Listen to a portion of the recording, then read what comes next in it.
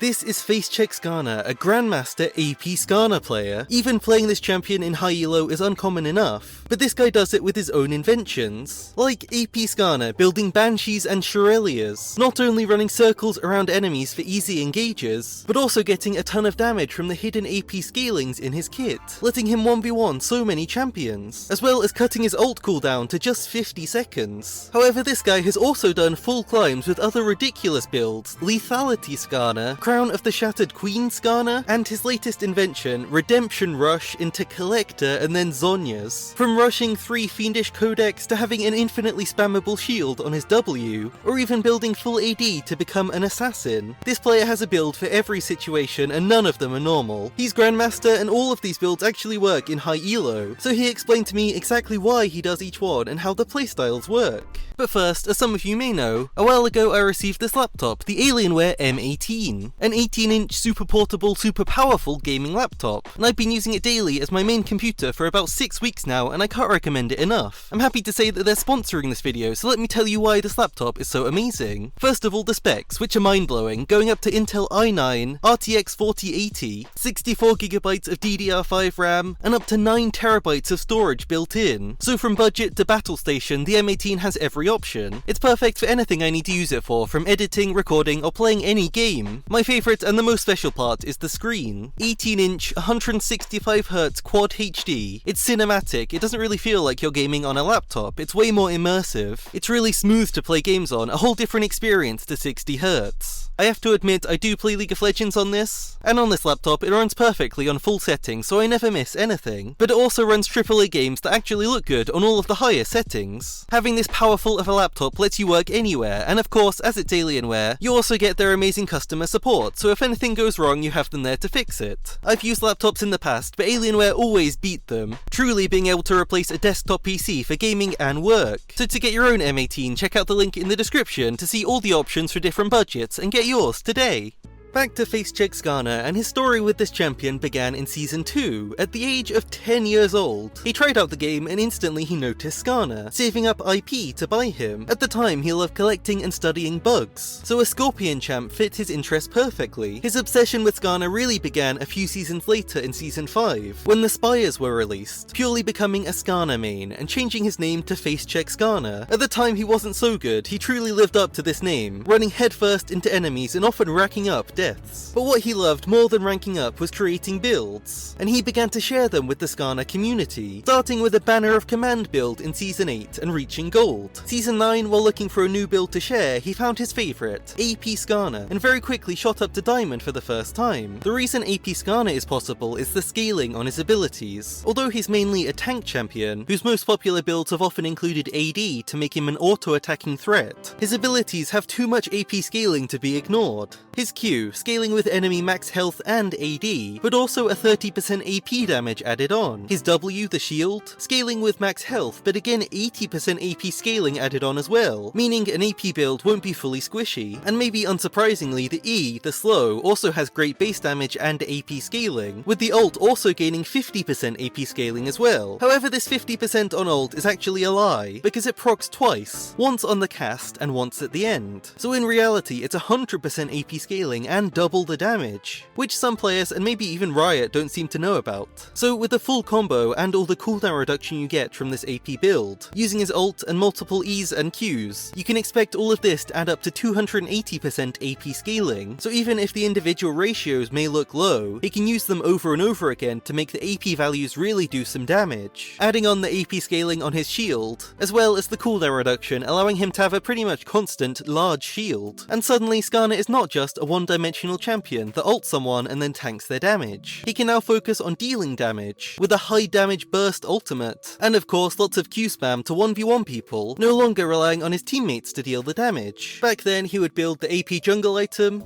go Stinger into Nash's Tooth and Lichbane, and it was shockingly working well. Then in Season 10, Riot heavily nerfed AD Skarner, attempting to make him into only a tank, but of course our player didn't care, hitting Master for the first time with AP Skarner, and then this year at the end of the first split he hit Grandmaster with a new AP Skarner build to fit the modern meta, one where he buys 3 Fiendish Codex before he buys any other item, something I've never seen anyone do. And now after the rank reset he's speeding back up, of course with a completely new build of Iceborne an Umbral Glaive. So let's get into game and look at this AP build as well as the others to break down how each one works. Starting with his role, he plays jungle as it gives him the most freedom for adaptation. If he was playing in a lane, he'd have to adapt to one enemy and counter them. But in jungle, he can instead farm up super fast and build to counter a whole enemy team. Always doing the same very simple clear, starting red, Krugs, Raptors, Wolves, doing his blue buff, and Gromp finally doing Scuttle Crab as it spawns. His first focus, making sure he doesn't die. Dying on Skarner early on is really bad, because Skarner needs very good farming so he can afford these builds. His clear is very quick, safe and healthy, so he can sprint around killing camps on cooldown, often not fighting early on as he's happy to outfarm the enemy jungler and collect his unique build. But here is where the AP build starts. The triple Fiendish Codex Rush. The item itself is amazing on Skarner, super cheap and 114% gold efficient, giving AP as well as ability haste. And ability haste may be the champion's most important stat, as it lets him spam more abilities for more damage, as well as lowering his shield cooldown so he can basically keep it on permanently, and of course getting more ults. Adding to this, he buys Ionian boots on his first base. The cooldown reduction stacks up so quickly, he basically takes no damage from objectives, as he always has his shield to absorb it. But the most interesting reason for this triple Codex Rush is that it leaves his build path fully open. He can gain a ton of stats very quickly, and at the same time he doesn't have to commit to buying an item right away. He can wait to see what he'll require in that game, and then buy that afterwards. So if the enemy team gets a fed AED champion or assassin, he can go straight into ZHONYAS, even taking stopwatch in his runes to make it cheaper. This item's very good at baiting bad engages from the enemy, as they're quite unlikely to notice he has it. Here Skarner does die, but the stopwatch buys time and puts enemies in a bad spot, leading to Skarner's team getting 4 kills and a dragon. It's a great trade he sets up with just this item. Alternatively, if the enemy has lots of magic damage or a hard CC like Thresh Hook, he can go straight into Banshee'S, walking right through their ability to get a good ult. This makes Skarner so much more effective, as a lot of champions can struggle to pop the Banshee's and then CC him to peel away from his engage, meaning they're pretty much forced to get ulted. And the final codex he saves for later on, for Cosmic Drive. A brilliant item for Skarner as he can proc it and stack it immediately to gain 10% bonus movement speed, easily keeping it stacked during any skirmish. And add on a cheap mythic that gives movement speed like Shirelia, and that rounds off the build really well. This build, just like any Skarner build, you're going to run through camps. He keeps rotating through camps as they spawn, getting level 6 on his second buff. Level 6 is a huge power spike for Skarner, but you don't have to do anything. If there's no good opportunity for an ult, then just don't go for one. Instead, he keeps farming. Almost always, our player will play with Ghost instead of Flash, as it lets him get better ganks off and chase enemies down. However, when he does take Flash for a more guaranteed Flash ult, he can use a HEXFLASH trick to make it even better. First off, having more gank angles over walls like this one, but also being able to hide the HEXFLASH animation using the spires, as the animation for capturing and for HEXFLASHing is the exact same. This is the exact kind of trick you'd only get from a Skarner main, and make sure you start the HEXFLASH facing away from the enemy. His other option is Teleport Smite, which was his go-to in Season 10, instead of focusing on usefulness in fights. This instead lets him snowball better and teleport around the map a bit more like old Rek'Sai, able to make a play in one lane, and then teleport to respond to a play on the opposite side of the map. Now this summoner is a huge trade-off. It got him a lot of LP making cross-map plays, but against a mobile enemy team comp, your TP is going to be less useful than a Flash or a Ghost. Nowadays, he tries to keep his playstyle quite low risk. His scaling is good, and he knows his builds can have a huge impact on the game, so he's happy to play quite slow. His favourite play is invading and camping a bush. He can do this to find a catch and thus get a free objective, keeping the risk low. If he's behind, he doesn't fight for objectives, instead he farms up to get stronger, only looking for picks with his ultimate. It's great for moving enemies into danger so you can pick them, but if you're behind, it's even better for denying a fed enemy from using their abilities, letting you shut them down with much lower risk. One very cool trick he can do for super safe picks is that you can pull enemies through walls with Skarner ult. Enemies think they're safe from the impale, but they're not. This only works on the thin walls, but it can be a game winner if you're in the right situation. Adding Shirelias on top of his Ghost, he can run into the enemy jungle with quite low risk thanks to his Banshee's. If he finds an enemy, they simply can't get rid of him. They're caught and get CC'd until they're dead. There's also the classic stun lock combo of E first into ult, and doing this lets your E cooldown come back while you're ulting, auto-attacking them when they come out of the suppression, using E again to set up another stun, auto-attacking again to proc it. This is 4.25 seconds of CC, perfect for getting a catch. He also has a very interesting second AP build, buying an early tier and rushing Crown instead. Crown Skarner is surprisingly reliable as an alternative to a tank, while still allowing you to be a carry. He has to play carefully to not allow enemies enemies to pop the crown before he engages, but when he does go in, he gets a lot of tankiness for such a high AP item. He then turns his tier into Mana Moon, giving him a huge damage power spike. This means that every Q hit deals extra damage, really just using this super cheap item and its very efficient damage and synergy with his low cooldowns to win fights he otherwise wouldn't, and then finishing the build with tank. As the game goes on with the AP build, your ultimate cooldown gets cut in half, down to 50 seconds, so you can constantly be looking for an enemy to catch. But is AP Skarner actually the highest damage build? Well no, this is where his lethality build comes in. The AP build is balanced for playmaking and damage, but the lethality build is only focused on efficient damage. By building AD, he's still increasing his AP damage output as well, as the Q deals bonus physical and magic damage at the same time, so he's really a hybrid assassin that can deal damage, then use ult to pull the enemy in, waiting for his cooldowns to come back, and then finish them off after the ult. This build is mainly about the damage, but not completely. In fact, one of the main reasons he does it is for the Umbral Glaive, letting him permanently invade, getting deep vision and constantly counter-ganking the enemy jungle. He doesn't buy a sweeper with this build, instead keeping his trinket, placing deep wards to track the enemy jungler. This vision control, as well as the lack of enemy vision, usually means it's enemies who have to face check Skarner, not the other way around. Then buying Edge of Night for a very similar reason to BANSHEE'S, letting him run through enemy CC and reach his ultimate target. You can go Yumu's Ghostblade for the speed up and damage, or alternatively he likes Iceborne Gauntlet for the tankiness and slow. Going into Sherelda's Grudge for even more damage and slow. You can probably tell by now, a lot of items work on Skarner. It's mainly about figuring out which work best together. In an ideal world, these off-meta builds would rather not teamfight, as they're so much better in 1v1s and at getting picks. Especially the lethality assassin Skarner, it's just not able to frontline at all. To rate this pick, let's hear from our player. To him, AP Skarner is not OP.